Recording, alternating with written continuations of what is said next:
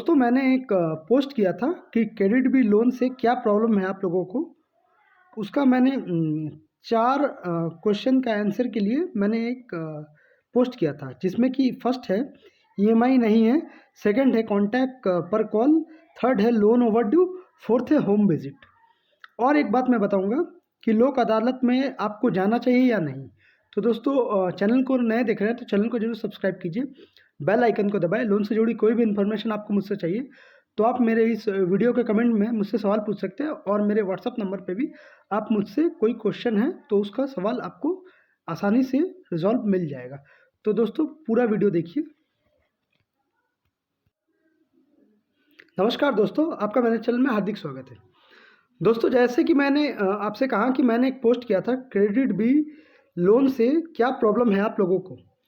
तो मैंने 4 उसके लिए क्या क्या प्रॉब्लम आती है मेजर, उसको मैंने हिडन कर सॉरी माफ़ कीजिएगा, मैंने वो 4 हेडलाइन को मैंने दिखाया था।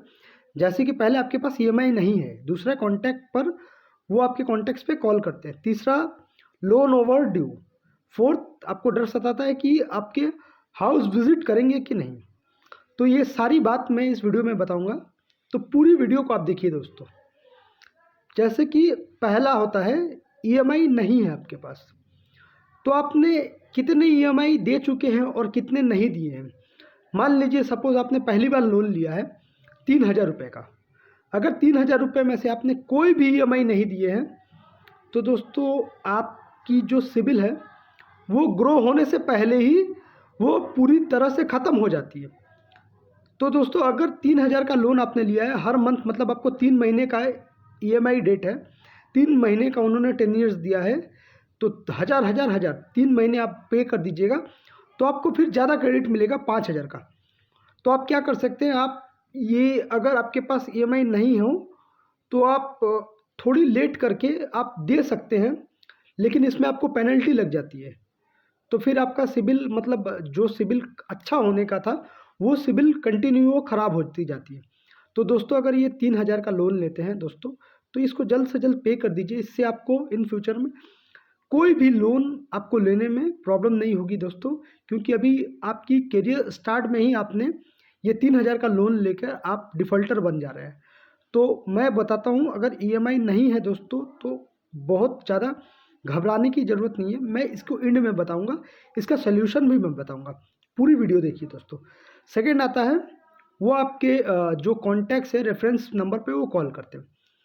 तो आपने दोस्तों जो लोन लेते वक्त जो कॉन्टैक्ट लिस्ट आपने जो 2 रेफरेंस नंबर दिए हैं, ज़्यादातर क्या करते हैं अपने घर वालों का नंबर देते हो, और बहुत कोई करते हैं क्या अपने दोस्तों का नंबर दे देते हैं।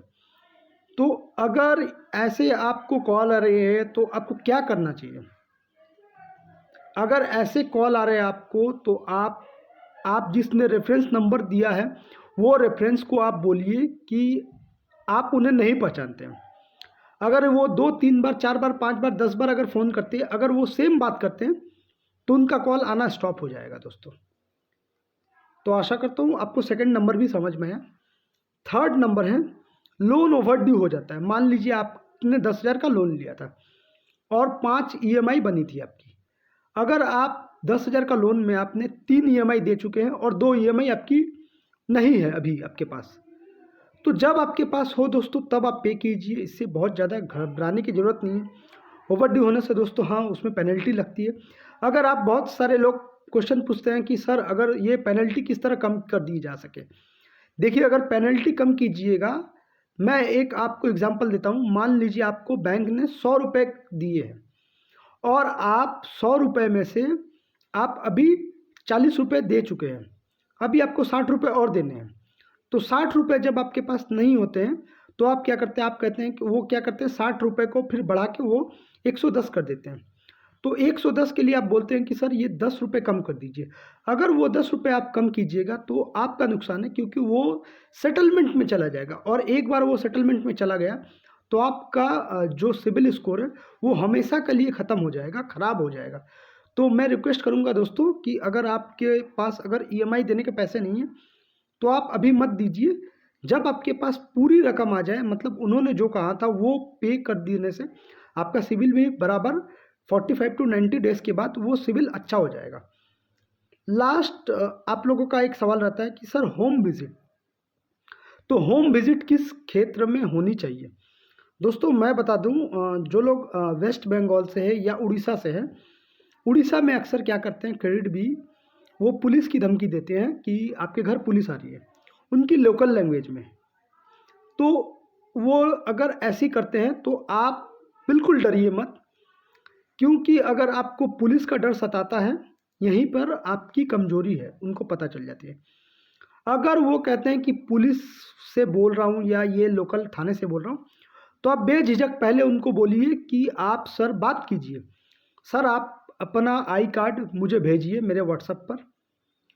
पहला तो ये कीजिए। दूसरा, अगर ये नहीं करते हैं तो आप बोलिए कि आप अपना एक फ़ोटो मुझे भेजिए, आपका जो ड्रेस में है, जो आपने सरकार की तरफ से जो पुलिस वर्दी है, वो ड्रेस में मुझे फ़ोटो भेजिए, तो मैं यकीन करूँगा। अगर ये भी नहीं करते हैं, अब भाई दोस्तों बहुत सारी एडिटिंग का ज़माना है, एडिटिंग आपको पता चल ही जाता होगा। और इससे भी अगर वो नहीं मानते हैं, अगर आपको फिर भी डर लगता है, तो आप डायरेक्ट उनको कहिए कि आप मुझे वीडियो कॉल कीजिए, वीडियो कॉल करके आप अपने जो लोकल थाना है वो मुझे दिखाइए, तो मैं आपसे मिलने डायरेक्ट आ जाता हूँ। तो दोस्तों आपका ये कहने से उनका टोटली जो है ना, वो जो पुलिस का डर सताना या कुछ ऐसा कुछ, या रिकवरी एजेंट, देखिए दोस्तों रिकवरी एजेंट 3,000 5,000 10,000 15,000 20,000 50,000 ये लोन के अमाउंट के लिए आपके पास नहीं आते हैं। वो लीगल नोटिस आपको, जो डिलीवरी.com है, जो एक सर्विस है जो डिलीवरी के लिए, वहाँ से वो लीगल नोटिस आपको भेजते हैं। लीगल नोटिस वो बैंक आपको दे रही है, आपको वो कोर्ट से आपको नहीं मिल रही। आपको लीगल नोटिस मिलने से ही आपको लगता है कि मैं अब तो सलाखों के पीछे चल जाऊंगा। दोस्तों ऐसा कुछ नहीं होता है। अगर कोई भी बैंक सलाखों के पीछे आपको ढकेलती है दोस्तों, तो उसका बहुत बड़ा मकसद होता है। अगर मान लीजिए वो आपको डाल भी देती है, तो आप अगर दिन दिन में वो बेल हो जाता है, तो आप 1,500 रुपये में बेल करवा लेंगे, तो फिर आप उनकी ईएमआई क्यों देने जाइएगा? दोस्तों ये नहीं देने जाइएगा, ये आपको पता है। तो दोस्तों मैं यही बताता हूँ, अगर आप कोई भी अनसिक्योर लोन लेते हैं, अनसिक्योर लोन में घबराने की आवश्यकता नहीं है। तो बहुत सारे लोग घबरा जाते हैं कि उनको अनसिक्योर लोन में कितनी प्रॉब्लम आती है। दोस्तों अनसिक्योर लोन होता है जो, वो बैंक आपकी सिविल के बेस पे देती है, जो भी लोन अमाउंट देती है, 3,000 हो या 1,00,000 हो। अगर आप ये नहीं पे कर पाते तो आपकी सिविल पूरी तरह से ख़राब हो जाती है। दोस्तों मैं हर समय कहता हूँ कि अगर आप पर्सनल लोन लेते हैं तो आप सोच समझ के लोन लें। ये लोन एक तरह की, मतलब आपको फंसने वाली जाल है। एक बार आप एक लोन लेते हैं, फिर दूसरी लोन लेते हैं, फिर तीसरी, फिर चौथी, फिर पाँचवीं, ऐसे करते करते आप डिफ़ॉल्टर बन जाते हैं दोस्तों।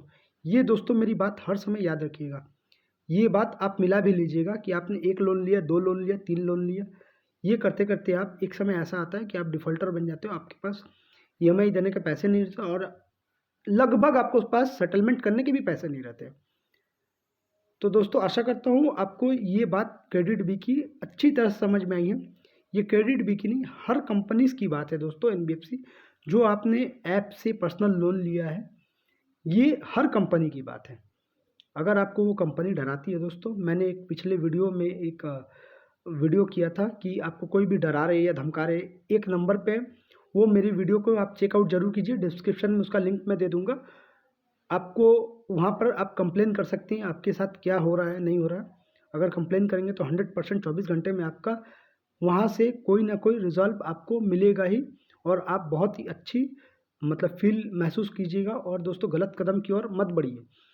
और दूसरी मैं बात कहता हूँ दोस्तों, अभी आपको पता ही है लोक अदालत चल रहा था, तो लोग बहुत सारे मेरे सब्सक्राइबर जो है, मेरे मित्र जो है, वो मुझे पूछ रहे थे कि सर लोक अदालत में सर मैं जाऊँ या ना जाऊँ।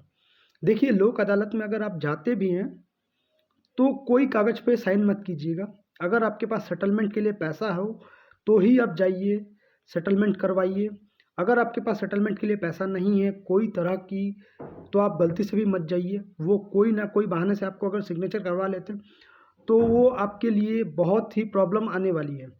तो अगर आपके पास पैसा हो सेटलमेंट का, तो ही आप किसी को बोलिए जब आपके पास पैसा आ जाए। क्योंकि देखिए दोस्तों, वो जो ईयर एंडिंग मंथ रहती है, ईयर एंडिंग मंथ में ये सारी केस को वो क्लोज करने की कोशिश करते हैं। तो अगर आपके पास भी क्लोज़र अमाउंट है या सेटलमेंट अमाउंट है तो ही आप जाइए सेटलमेंट कीजिए, वरना मत कीजिए दोस्तों।